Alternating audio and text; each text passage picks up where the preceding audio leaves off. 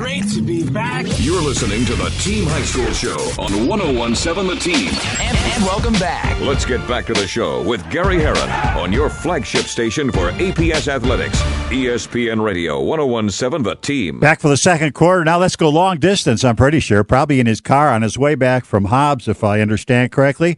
Kyle Henderson, proprietor, founder, the guru of high school football and NMPreps.com. Good morning, Kyle.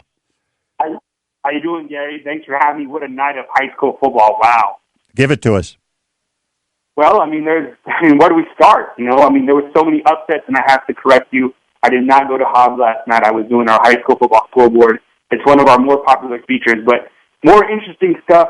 Hobbs, losing to Clovis, and then the big shocker was Carlsbad defeating Alamogordo. That was their first win of the season. They moved to 1-7. And a tie for first place in district. So now things are really heating up. And, of course, you had Sandia barely hanging on to a 14-13 win over La Cueva. We could talk all day about high school football. Yeah, and Carlsbad played that game in Alamogordo. At least that's what I have on my schedule. What?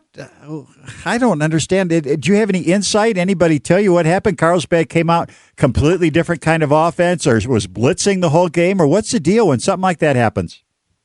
I'm not sure. Carlsbad Alamogordo started out 6-0 in the season. They were hot. I went down to Alamogordo earlier this year, made the drive, watched them beat Mayfield, and honestly, I thought they were a great football team. I'm not saying they're not a great football team right now. High school football, things can change every Friday night.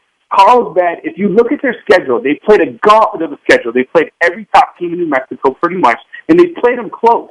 Last night, I think that, it was finally time, and come district time, think about it. You're 0-7, but you only have 4 teams in district. So, they could rattle out another victory, another upset. Let's say they beat Hobbs. We're talking about Carlsbad potentially making the playoffs with a 3-7 record.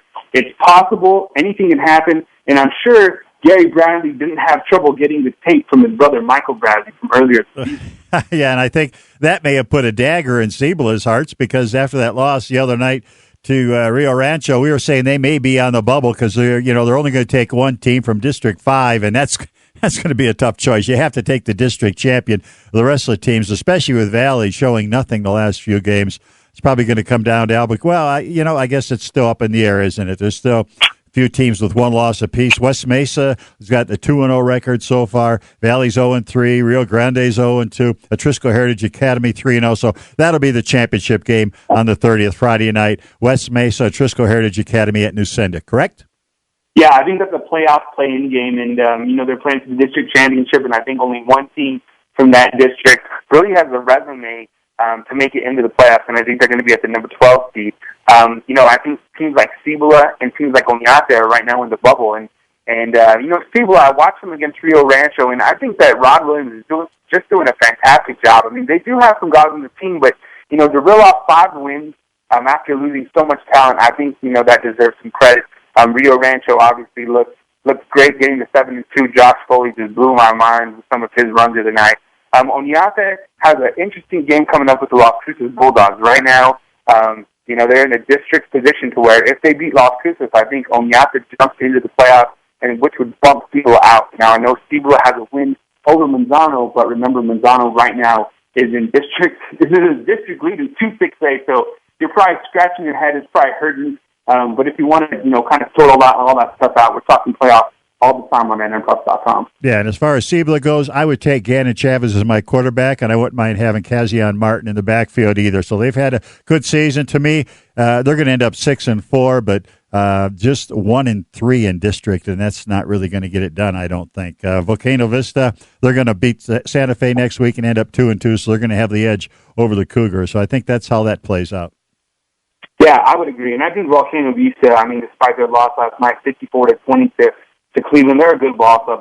Personnel-wise, they have some of the top athletes in the state. Josh Williams, that quarterback, continues to have monster performances, and they got plenty of talent on that team to make a Final Four run. Last night, I thought it might have been a little bit closer, but Cleveland is so talented that I think they could pretty much do what they want when they want each week. Yeah, it was only the second time they've trailed all season, and it was 7-3 early. The other game they trailed in was El Dorado. Oñate can make a statement when they play Las Cruces Friday night. That'll be a big game for them. If we can see Carlsbad win in Alamogordo, Oñate doesn't have to leave town, and Las Cruces has shown it's got an Achilles heel once in a while. Yeah, the thing with Las Cruces, I think they're another team that's just program good. And I mentioned that last week when talking about Rio Rancho. I don't think Las Cruces is as good as they've been in the past, but with a quarterback leader like Cameron Miller, I mean, they're obviously winning games. They beat Rio Rancho on the season. They beat Volcano Vista on the season, and they got some tough games coming up. Two of their toughest district opponents just back-to-back weeks. They got Oñate, and then they got the big one at Aggie Memorial against the Mayfield Trojans. They could win both of those games, they could lose both of those games, or they could split both of those games. So, a lot left to be determined with only 2 weeks left. You would think by entering week 10 next week that we would have pretty much it all figured out, but honestly, I mean, your playoff bracket is probably as good as mine. Yeah, well, I think we could pretty much figure out the dozen teams that aren't going to make the playoffs. Picking the Final Four, rounding out the four after Cleveland will be tough. Let's go to 5A. There were some upsets last night. Previously unbeaten St. Pius and previously unbeaten Espanola Valley both suffered their first losses. Any insight on those, Kyle? Yeah, I think Moriarty did a great job, and I really want to congratulate Joe Anaya on just having a great season. I mean, he's a coach that took over for Bob Alcorn. He did a wonderful job with Moriarty for several years, and that was his biggest win, and probably ever as a head coach of Moriarty, beating St. Pius last night. Those two are rivals. They've had close games, for the last 8 to 10 years, and winning 21-14. I think a lot of people probably expected it to be tight. Moriarty is a tough place to play. It's always cold. It's cold in August in Moriarty. And they pull out the victory over St. Pius, and as you mentioned, Los Alamos beating Espanola to give them their first loss of the season. Espanola now 7-1. They got Capital next week. So if you follow 5A, I mean, it's just as confusing as 6A. There's a lot that can shake out in the next couple of weeks. I don't think Espanola and St. Pius are Final Four teams. I mean, they could be playoff teams, and sometimes playing the cupcake schedule doesn't do you justice come the later season. Well, don't you have Centennial and Artesia 1 and 2 in 5A, and then 3 and 4 could be Espanola Valley and St. Pius. Of course, Espanola Valley will need to beat the Jaguars next week. Yeah, I think how it shakes out right now is Centennial number 1, Artesia number 2, Pedro Vista number 3, and number 4 probably Moriarty. Moriarty, they've reeled off some big late season wins, and being a district champ, I mean, I'm assuming that they're going to beat Grants next week. And they would finish the season 8-2 and 2-0 district play, with a good win over Roswell and a good win over St. Pius last night. Sometimes the loss isn't the worst news. You can lose a player or two, and that's what's happened with Rio Rancho. We'll move back up to 6A. Grant Hermans on crutches after missing a couple of games and on crutches last week. Then he was just in street clothes this past Thursday night against Cibola, not going to play anymore this season. He found out it's not something that's going to, cut short his entire career because he will be honored, or Iowa State will honor that scholarship, which he hasn't officially signed yet. And then Josh Foley lost the other night after scoring his 23rd and final touchdown of the season. What's anything you know about either of those players and how this is going to hurt them and their team?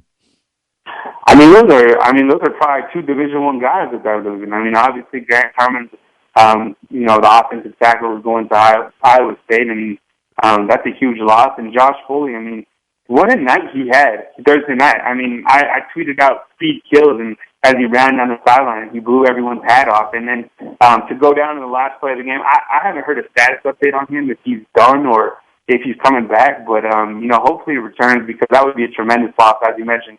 Scored 23 touchdowns on the season. But guys have been stepping up for Rio Rancho. I mean, we talked about it last couple of weeks. And early in the game, they had a deja vu play when Steve Bailey kind of rolled around and found Derek Reyes. Derek Reyes, a rising sophomore, for a long touchdown pass. So Rio Rancho is going to continue to reload, but it's hard to replace guys like Josh Foley, Grant Hermans, who are just next level talent. Yeah, you like to have a good offensive line, and with Cleveland, they're deep enough at running back. After Nico Papadopoulos went down and has missed the last few games, a talented youngster, he won't be back. But they've got